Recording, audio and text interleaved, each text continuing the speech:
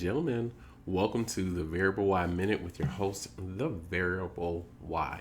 Thank you so much for joining me tonight. How is everybody feeling? I hope you're feeling good.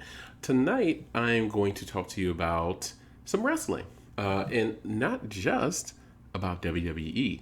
Honestly, guys, I think this is a very interesting time in wrestling that we're going through right now. And I wanted to talk about it because I think there are a lot of storylines that are very, very interesting and they're very good for the business. So let's start off with something that I did find interesting. I'm going to start off in WWE, but I promise you guys we're not going to stay there. But let's start off with something that I am finding interesting for some reason. And I really don't know what it is because it shouldn't make sense on paper, but for some reason it does, and it actually keeps me entertained. And I have to say, it is the fate of Lana. Now, let me explain what I mean by that. As most people, thought that maybe after the first three times she was driven through a table, that it was getting a little excessive. And maybe at time five, I thought, well, no, I want to see how far this can go. I'm kind of enjoying seeing every week her get put through a table. I just thought I appreciated the consistency. I appreciated them putting her through a table every chance they got. And then all of a sudden, they decided that no, she's not going to go through a table. She's actually going to fight back. No matter how big Nia Jax was, she was able to get away from her. No matter how strong Shayna Baszler was, she was able to get away from her.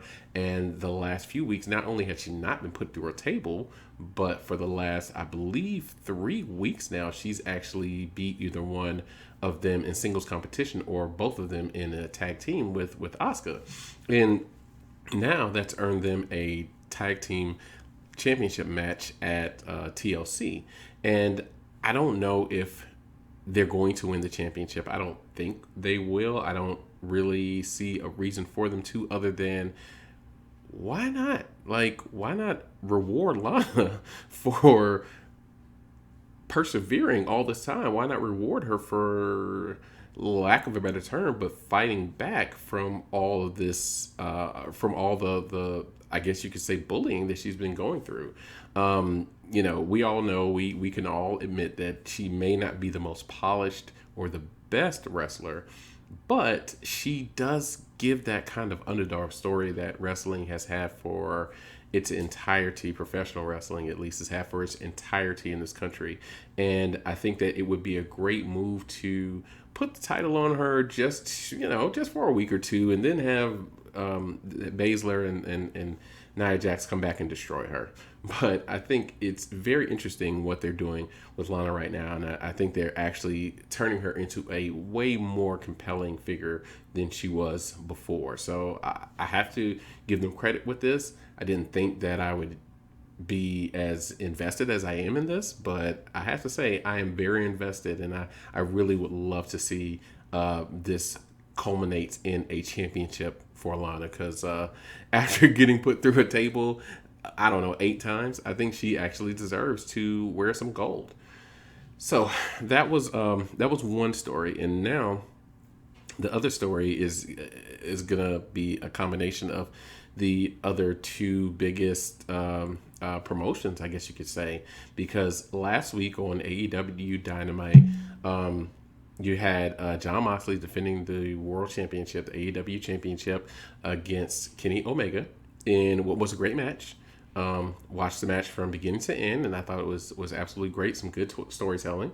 And you had Don Callis, I believe his name is. Guys, forgive me. I've watched Impact a lot. I DVR it and I try to catch it as much as I can.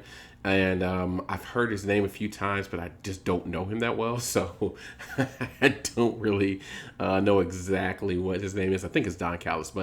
And Don Callis was there, and they did like this interpromotional this interpromotional thing where he was there, and he was talking about how he and Omega go way back, so he was there to cheer on his guy. And Omega and Moxley had this great match, and then they had some kind of schmoz ending, of course. And Omega came out the new champion. And as they're walking away, they're walking with the title, and they're walking away, and they're getting into a limo, and they had to walk a long way to get into the limo. There was something wrong with that, by the way. If I had a criticism of this week in wrestling, that would be my criticism. Why did they walk like 3 football fields just to get away? It doesn't make any sense. Like, anybody in AEW could have grabbed it by that time, but whatever.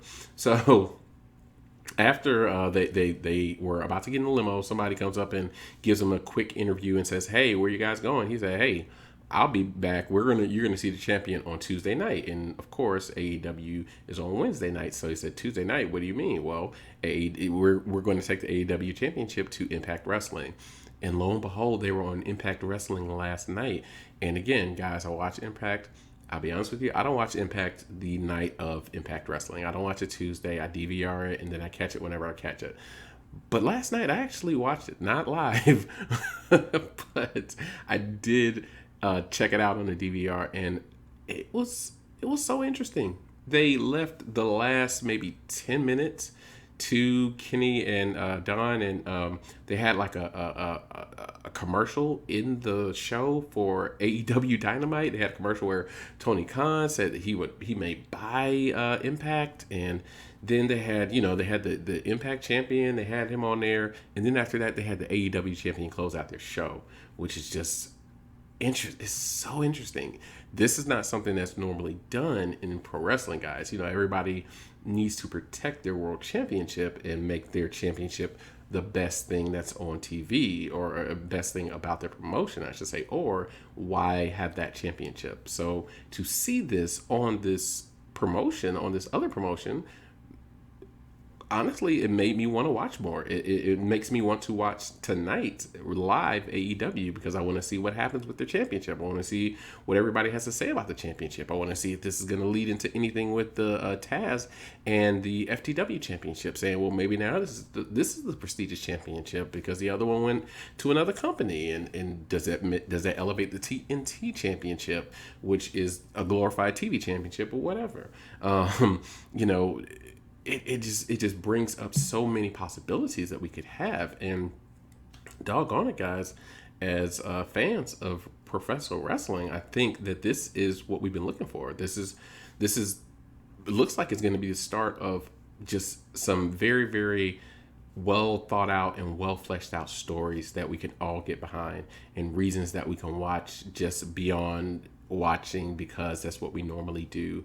So I, for one, am very excited about where we're going with all 3 of these main promotions. I'm very, very excited, and I can't wait to see how all 3 of them flesh out these stories, and many more, actually. And as you guys know, and I've made no bones about it, I watch all the wrestling that I can get, that I can DVR. I watch all of it, but I don't comment on a lot of it just because I don't really know or really have much invested into other promotions as I do WWE. But again, it doesn't mean that I won't watch. It doesn't mean that I won't talk about it or comment on it. It just means that I probably wouldn't be the best person to talk or comment on it, at least not right now. Maybe as some time goes along and some of these guys get to be a little more seasoned and some of these storylines get more fleshed out can't talk, get more fleshed out, then I'll be the person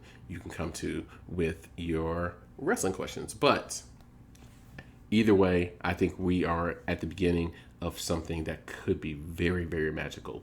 So that's where I want to leave it tonight, guys. Thank you so much for joining me. Thank you for coming here. Please like, share, and subscribe to the channel, and follow me over on Instagram at Variable Y, all one word, or follow me on Twitter at _variable. Again, have a great night, you guys. Thank you so much for tuning in tonight. Don't forget to wear your mask, wash your hands, keep your 6 feet away, unless they're the people in your household, and then hug and kiss your loved ones. And we will talk to you soon. Have a wonderful night, and thank you so much.